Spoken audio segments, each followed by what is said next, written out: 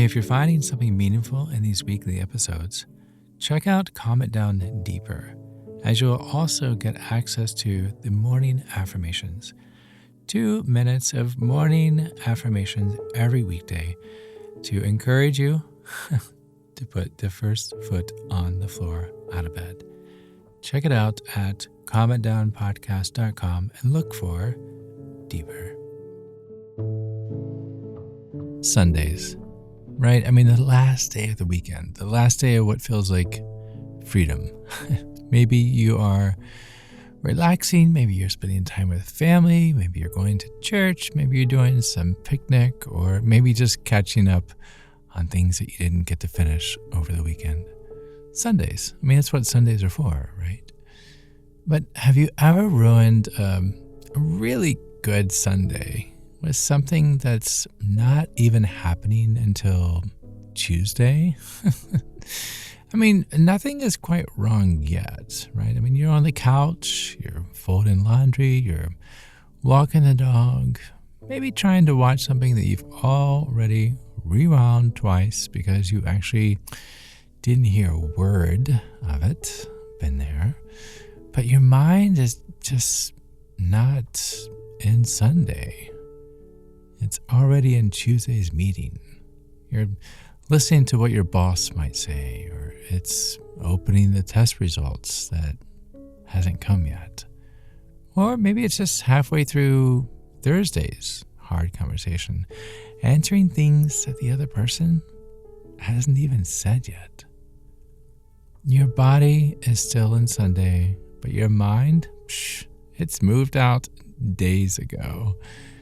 And somehow we call this being prepared, right? That's kind of what we wrap this thing in. I mean, we tell ourselves that if we think about it long enough, we will feel more ready when it comes, right? And so we run every version, right? I mean, we picture the worst imaginable outcome, right? And then we try to get ahead of it so nothing can catch us off guard.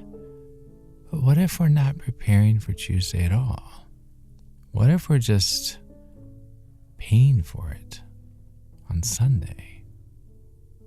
I'm Chad Lawson, and let's calm it down in 3, 2, 1. I mean, the funny thing about worry is that it can feel strangely responsible, right? I mean, that's the part of what makes it hard to recognize.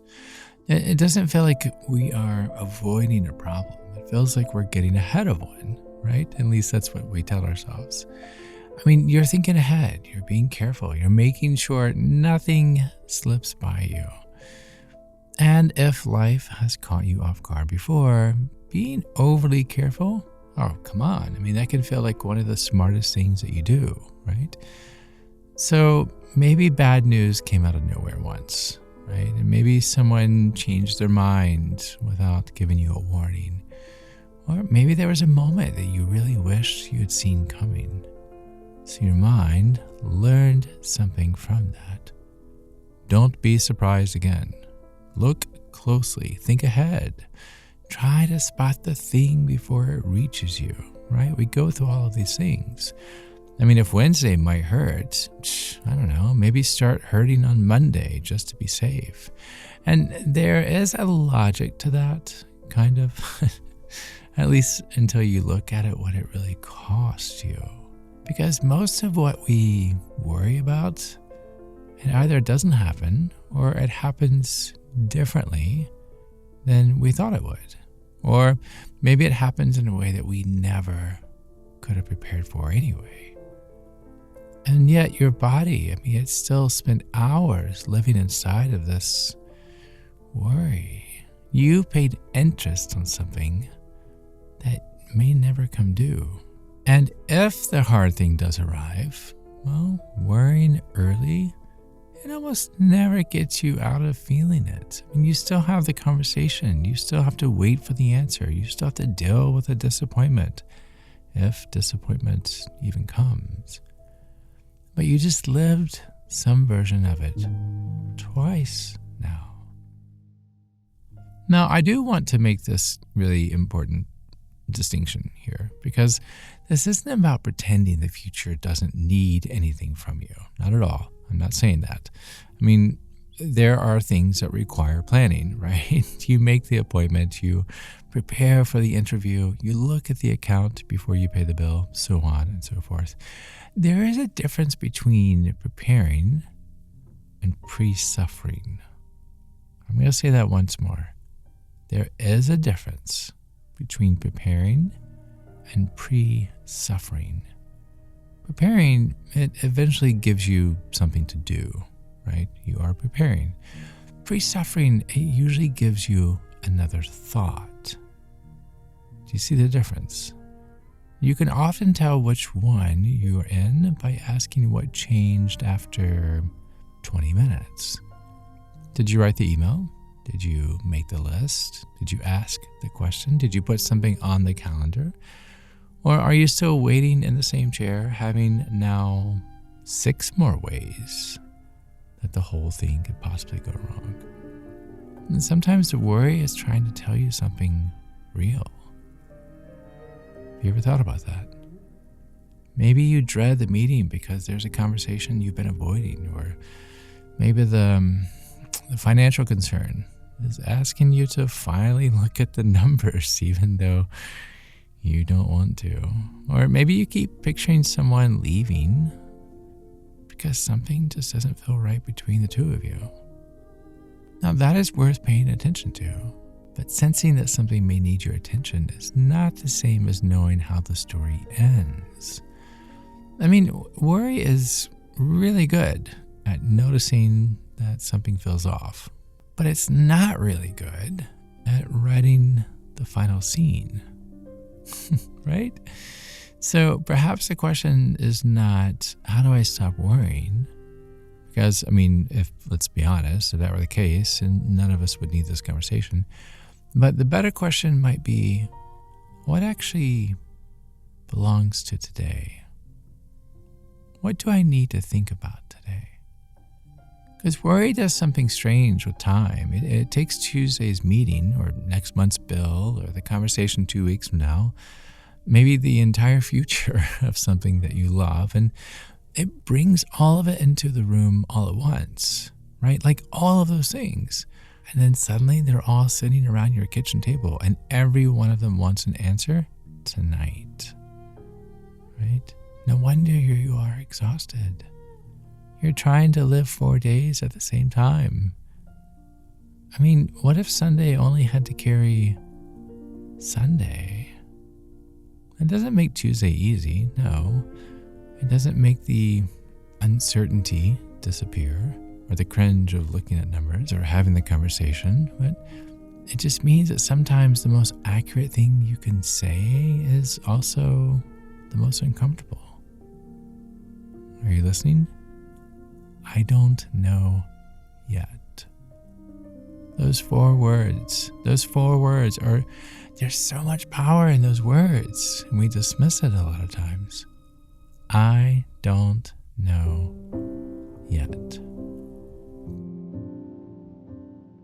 Some things cannot be solved by thinking about them longer because the information, it's just not available yet, right? You don't have everything in front of you. You have to wait until reality catches up with your imagination, right? So I'd like you to try 2 small things this week, right? The first is a pen and 2 short columns, okay? When you catch yourself living ahead, write down what I know today, and then in the second column, what I don't know yet. That's it. Keep it simple. Don't over elaborate. This is not a big task. So like the meeting is Tuesday, okay? That's a known, that's a fact. You have a meeting Tuesday. They're going to hate my idea.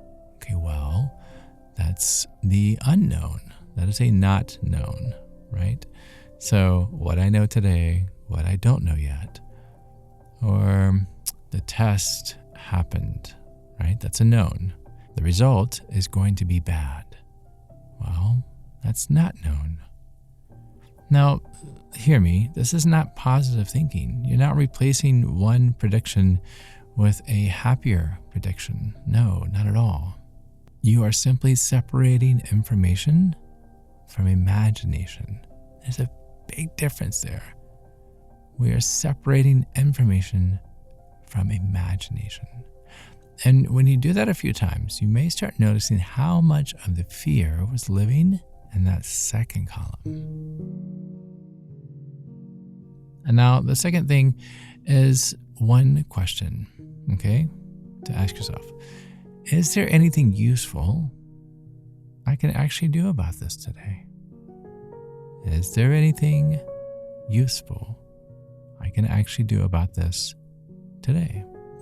And if yes, then great. Do the smallest useful version of it. Write the email, right? Or make the phone call, or prepare the notes, right? Have the conversation if the conversation actually belongs to today. Give tomorrow something helpful instead of 3 hours of fear.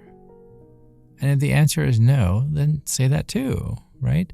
There's nothing to do with this tonight. Now, you may suddenly feel calm, and that's okay. But the point is not to force the feeling away.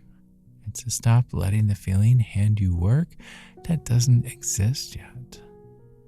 And then go back to whatever is actually in front of you, right? Finish the cup of coffee. Watch the movie without your phone in your hand.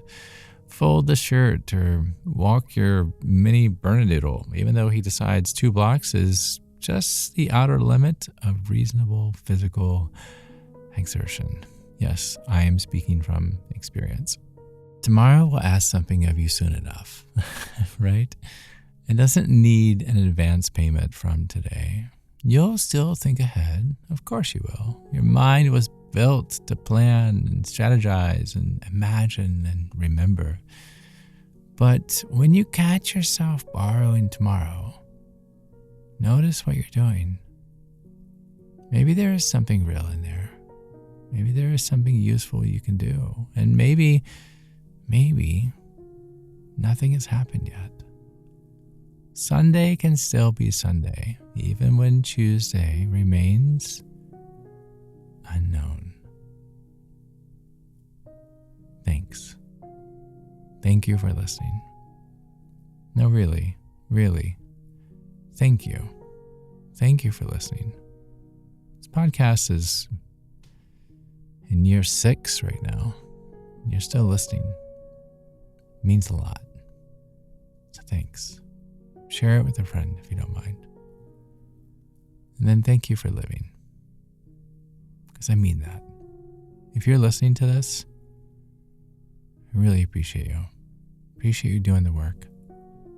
Appreciate you seeing the sun come up every day, even when it rains. So yeah, thank you for living.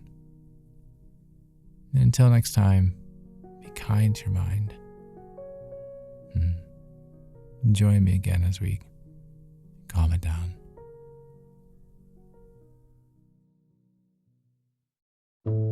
To find more episodes of Calm It Down, see where I may be appearing in your area, or just simply want to know where to send me some chocolate chip cookies, visit calmitdownpodcast.com.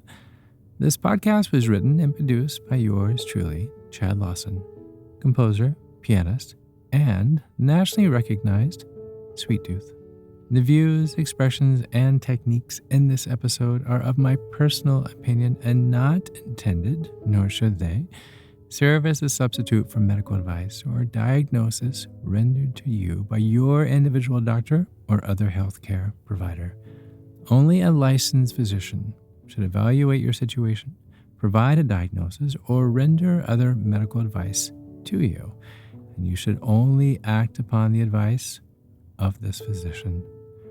Now, I'm an extreme empath by nature, but my profession is that of a composer and pianist, not a licensed therapist or physician. I hear from thousands of listeners how my music has helped them through various stages of emotional needs, and I simply want to offer this in future podcast episodes to aid those needs. So to find a list of licensed professionals in your area, please visit calmitdownpodcast.com. Headliner.com. And if you've enjoyed today's episode, please leave a review, or better yet, share it with a friend. While it takes less than 60 seconds to do, its impact will last for years to come, as every little bit helps in growing the awareness and the importance of mental and emotional health. Thank you for listening. Thank you for living.